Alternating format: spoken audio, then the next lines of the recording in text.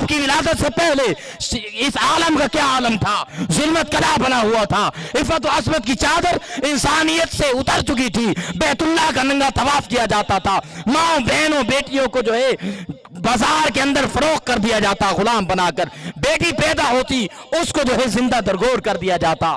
جب رحمت للعالمین آئے، جب آپ آئے تو اللہ رب العالمین نے سارے عالم میں محبوب کی رحمتوں کا نزول فرما دیا۔ اور یہاں تک لکھا محققین نے، جس رات رحمت للعالمین کی ولادت ہوئی اس رات جتنے بھی بچے پیدا ہوئے سارے لڑکے تھے، سب کو اللہ نے بیٹے عطا کیے۔ ایک وجہ بھی تھی کہ محمد کی ولادت پر ہوئے بیٹے عطا سب کو۔ بیٹے کیوں پیدا ہوئے، بیٹیاں کیوں نہ ہوئی؟ بیٹے اس لیے ہوئے کہ محبوب کی آمد ہو اور رحمت للعالمین کا ڈنکا بجے عالمین میں، اور اس رات کوئی بچی پیدا ہو جائے، کوئی اس کا گلا دبا کر اسے زندہ درگور کرتا ہے، آئے رحمت للعالمین اور اس رات قتل ہو جائے، رب کی عزت کو گوارا نہ ہوا، محبوب کے صدقے تمام عالمین کو محبوب کی خوشیاں عطا فرما دی۔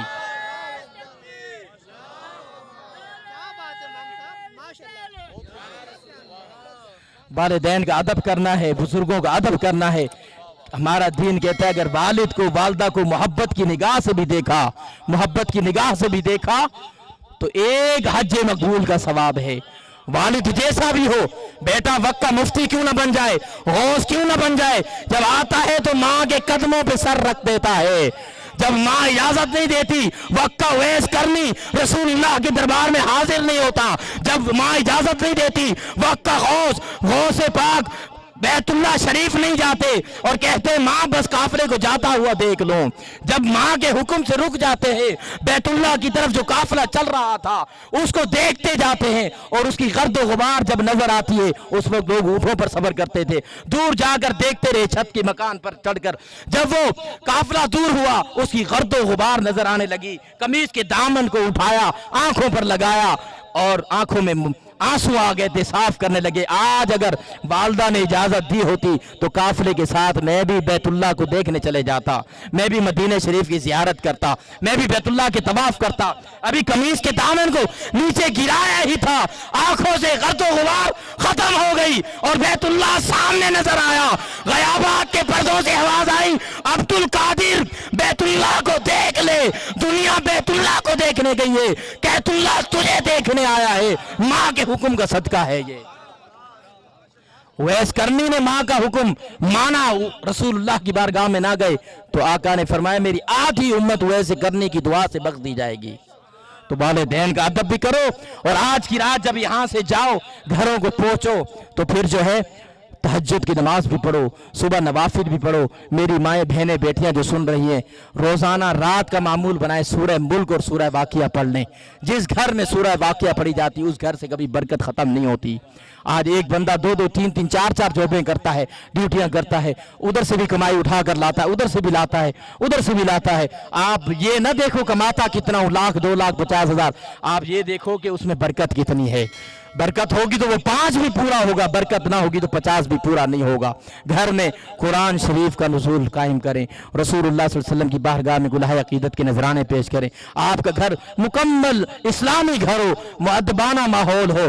آپ صبح کے وقت سورہ یاسین شریف پڑھیں، ایک بندہ نہیں پڑھ سکتا، گھر کے 8 افراد و ساتھ ہو تو وہ باری لگا لیں، کچن کے اوپر لکھ کر پرچہ لکھ دیں کہ فلاں دن ہفتے کو بھائی پڑھے گا، اتوار کو ابو پڑھیں گے، جھٹی ہوتی پیر کو بہن پڑھے گی، منگل کو باجی پڑھے گی، بدھ کو بھابھی پڑھے گی، سب کی باری لگا دیں۔ سورہ ملک بھی ہو، سورہ واقعہ بھی ہو، سورہ یاسین بھی ہو اپنے گھر کے اندر۔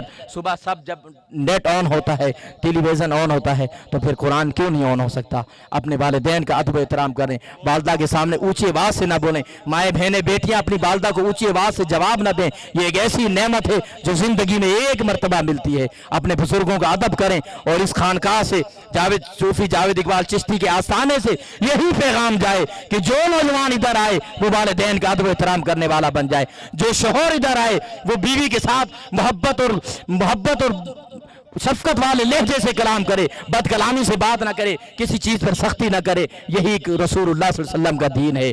आज कोई घर में कोई मर्द झाड़ू लगा दे तो वो रन मुरीद बन गया है, लोग मजाक उड़ा देते हैं, जबकि आप सल्लल्लाहु अलैहि वसल्लम ने खुद ये काम किए हैं। आप सल्लल्लाहु अलैहि वसल्लम ने खुद ये काम किए हैं। आप सल्लल्लाहु अलैहि वसल्लम ने खुद तालीम उम्मत के लिए ये काम रखें। अपनी ज़िंदगी को एक आइडियल बनाकर अवाम उन्नास के सामने, उम्मत मुस्लिमा के सामने रखा है। इसलिए कुरान ने कहा लक़द कान लकुम फ़ी रसूलिल्लाहि उस्वतुन हसना। हमारी ज़िंदगी का महवर यही हो, हमारी ज़िंदगी का मकसद यही हो, उठना बैठना यही हो, हमारे आदाब शरीयत भी दुरुस्त हो, आदाब तरीक़त भी दुरुस्त हो, इबादतें भी दुरुस्त हो, वालिदैन का अदब एहतराम भी दुरुस्त हो उनसे।